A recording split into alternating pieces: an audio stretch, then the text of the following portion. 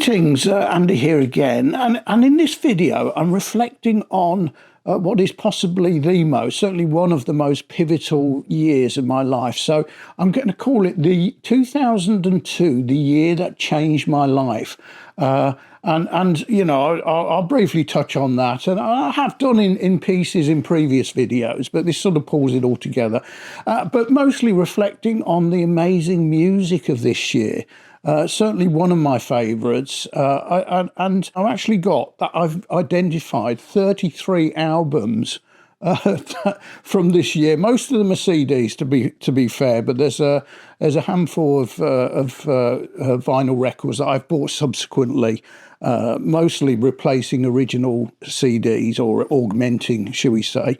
Absolutely fabulous year, and I always think that, you know, 20 years, this was obviously 22 years ago. If you still really like an album after 20 years and it still sounds fresh, then it's a good one. It's not dated, and pretty well all of these are. I'm only going to go through my top 20, and I'm going to whiz through the first ones, obviously, so as not to dwell and take up too much time. And if you're still around at the end, I'll touch on 5 albums from, really quite major albums from major bands that didn't make my cut and would have been for many people in their top 5. But this is how good this year is. So 2002 changed my life. So, I've had kids. The years they were born were really important, but as a whole year, not a lot else. Obviously, the year I was born was pretty important. But this year, everything changed. So, in 2002, I reached 45. And at the beginning of the year, I was working for a company in Chester, in England, and living in Macclesfield. And I was involved in marketing, shall we say, in that. Not sort of consumer marketing, but business marketing. By the end of the year, I had moved company, moved location. My new job was in an entirely different role, totally unrelated to what I'd been doing previously, and started a completely new chapter. At the same time, I separated from my first wife, Sue, and had, by the end of the year, had met my second wife, Marion. So you can imagine it was a year of change. And yes, people have said to me, wouldn't it have been easier to go out and buy a motorbike? But I'm not really a biker. So let's start at number 20. Coming in at number 20 is the Coral and their eponymous debut. So Coral, very young band, quite jangly pop, from the Wirral in Merseyside, sort of Liverpool, opposite the Mersey to Liverpool, shall we say. Great band. So some good albums in there. They were very, very young then, still going, still producing really good music. Number 19, Boards of Canada, and they're not sure what number this is, but it might be their second or third. Geogardy. So Boards of Canada, I mean, obviously hail, where else from? Scotland. And they're an electronic, I think, duo. And this is quite ambient, really electronic, a really cracking album. And they produced 2 or 3 others that I've got later, but this was the first one I got into. Fabulous record. And coming in at 18 is our first vinyl LP. I have shown this one before, but it's Mr. Scruff and his album Trouser Jazz. And ironically, I said I started the year working in Chester, living in Macclesfield in Cheshire, and ended it. I'd moved to Birmingham, but Mr. Scruff actually comes from Macclesfield. So I had this originally on CD. This LP, vinyl LP, is one I came across by accident, really, fairly recently. Fabulous album. It's what I call DJ jazz. So there's lots of sampling in here. But it's essentially a sort of like modern form of jazz and electronica, and he does all of the, I've forgotten his name now, Mr. Scruff. brain seized. And he does all this sort of cartoony stuff on there. It's a triple LP and it's really very good. So that's my number 18.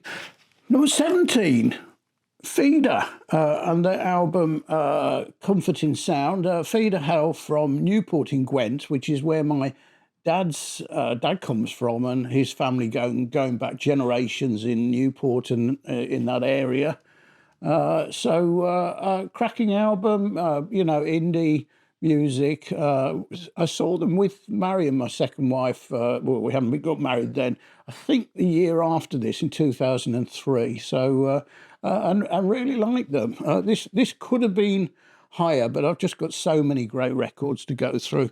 Next, we have a cracker from David Bowie and his album Heathen. This is obviously drawing towards the end of his record production, and I think 2004 or 5 that he had a heart attack and a heart problem in the middle of a tour, which Marion and I actually saw him on. It wasn't the tour for this; it was a subsequent album, and then he never toured again. So we were lucky to get to see him right at the very end of his career. So great album then. And another from a stalwart at number 15 is Peter Gabriel and Up.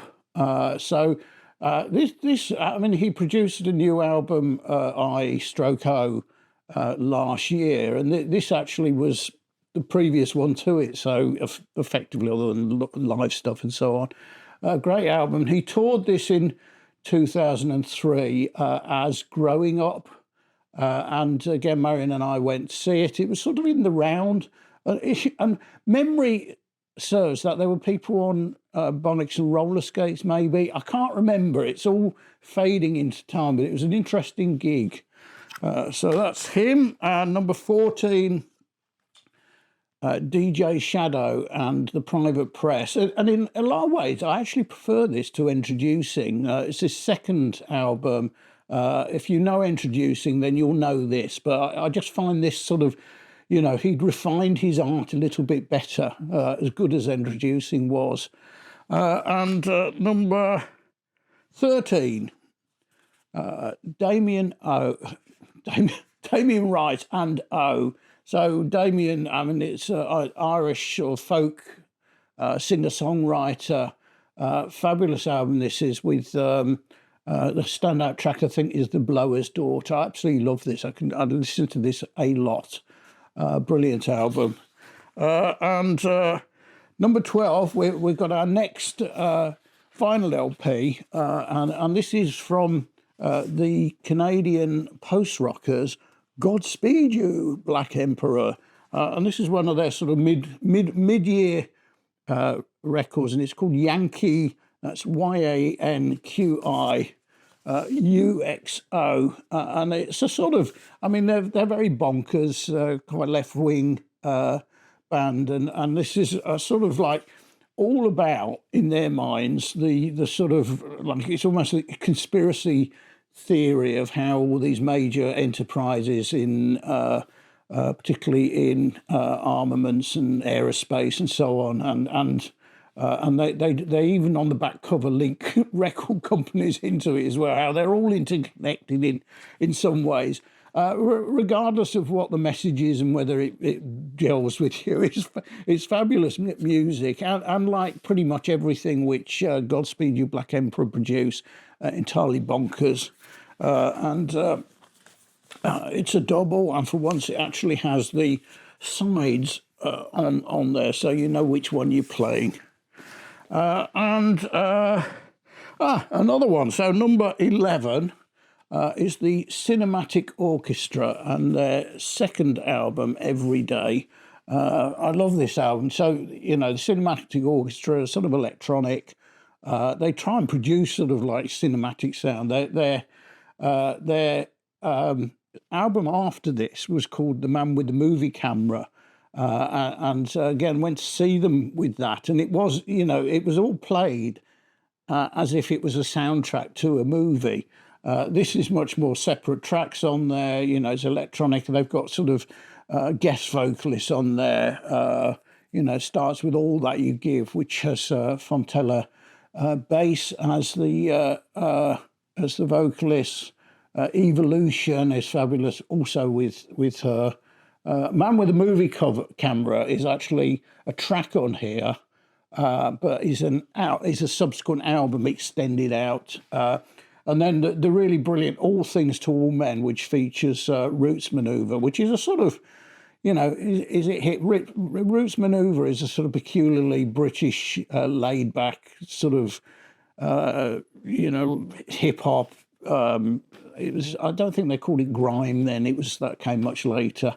But it's not. It's not sort of like hip hop. It's a spoken word.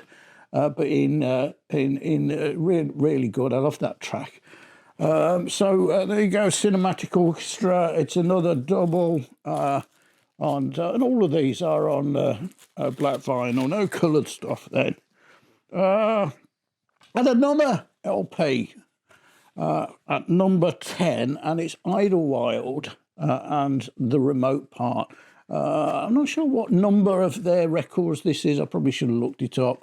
Again, saw them in 2003 with Marion. Went to lots of gigs then, with you know, with a new relationship, and we were both really into music and the same sort of stuff. Whereas previously, you know, well, what can I say?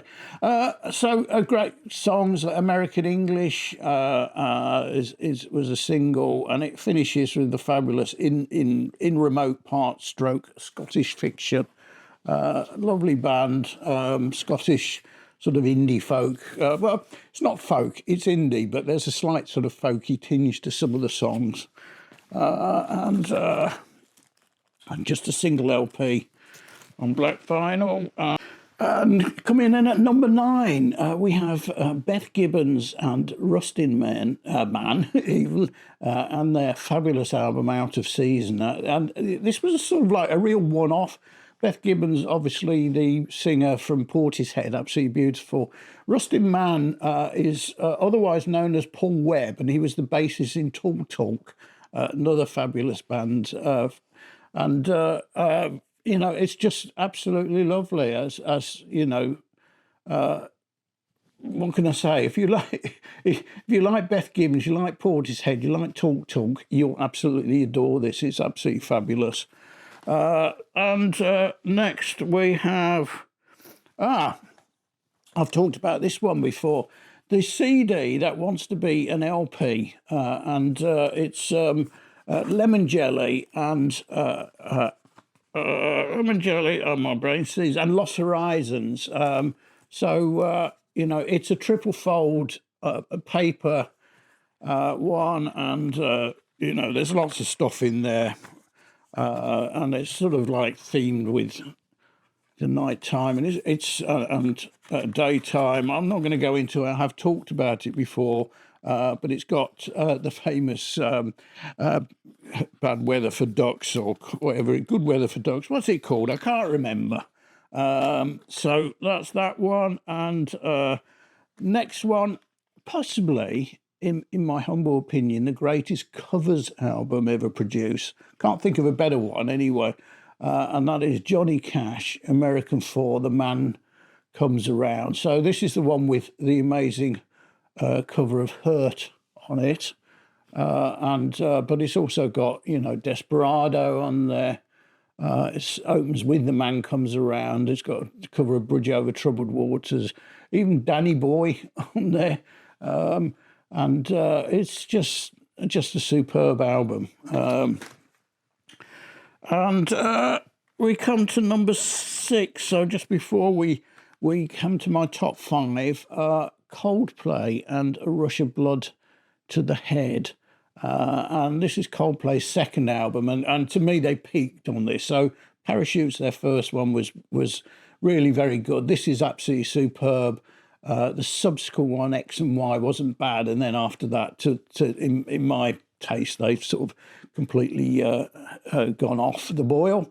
But they're playing Glastonbury this year, apparently headlining. So that might be interesting if they focus more on their first three albums than the subsequent ones.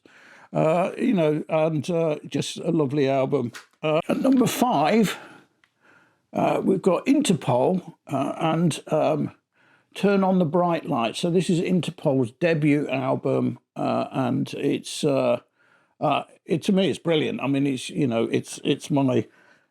my top 5 of a year, which has some of my favourite albums ever in it, a couple of singles out of this. NYC is the one which springs to mind mainly. I absolutely love it. Saw them again with Marion very early in 2003. They were sort of doing a tour. It was an NME sort of introducing tour of sort of upcoming new artists, and they were headlining that, and they were absolutely brilliant. Absolutely love Interpol. Next we have a LP, and it's Porcupine Tree and In Absentia. And this was this is a fabulous album. I saw a video that Pete Pardo did recently where he was talking about 10 albums that 10 prog albums that newbies should get. And anyone who's never been into this. And this was basically his sort of contemporary prog primer. So he reckoned this was the one which, if you wanted to hear Porcupine Tree for the first time, this is probably the one to get. I just think it's a fabulous album. I wouldn't necessarily say it's my favourite by any means of theirs, but it's a really good album. It's got Blackest Eyes, The Sound of Music, the Crate as a master tape. I think this is the first one as well, which has got Gavin Harrison on drums. So they switched drummers around this time. This definitely has got Gavin Harrison on it, but I think the previous one had the previous guy, Chris Maitland, on it. So fabulous album, and another double on Black. And at number 3, this is an album I'd love to have on vinyl, but I've never seen it. I'm sure it exists, and it's Doves and their second album, The Last Broadcast. Absolutely superb. It's just got so many great tracks. The title track, Last Broadcast, Caught by the River, Satellites, where we call it There Goes the Fear, the M62 song. And I actually saw them literally probably about a month before I met Marion. I was living on my own, as I said, I'd separated. I'd moved to Birmingham, was renting a flat in the city centre, and those were touring this. I went to see them. It was absolutely brilliant, totally brilliant. Great album. And number 2, and the next 2 I have talked about before, so I'm not going to dwell on them. I'd long had, the CD when it first came out, and it's Sigur Rós and their Untitled album known as Brackets, and I've since picked it up on vinyl. We move those over there. So this was a really momentous, this was on my albums that changed my life, because it was not only got me into Sigur Rós, so I discovered them, and it's their third album, but also into the genre post-rock, which I've been into in the subsequent 20 odd years, and have lots and lots of records in, and I've obviously post-rock really came out in the 90s, and I've gone back after I discovered this. I went back and picked up those earlier records, not only from Sigur Rós, but also Mogwai and Godspeed You and all of the others. So it's slightly bonkers. It's sung in a made-up language called Hopelandic, which obviously sounds a bit Icelandic. All the tracks on there are officially untitled, though they've all got names. And as I think I mentioned last time, you can't even tell what all of the labels just have an ink splodge on it. So short of memorising the ink splodge, I probably ought to take some pictures of them and put them on a piece of paper and put side A, side B. Otherwise, you have to squint at the runoff to work out what side it is. And my number one, again, no surprise here, the Flaming Lips and Yoshimi Battles the Pink Robot, which I picked up the 20th anniversary edition, which came out last year, which was just over the 21st year. And, you know, as I've said before, this was really telling. This was the first concert which Mary and I went to in, I think it was early February 2003, so just a month or so after we met.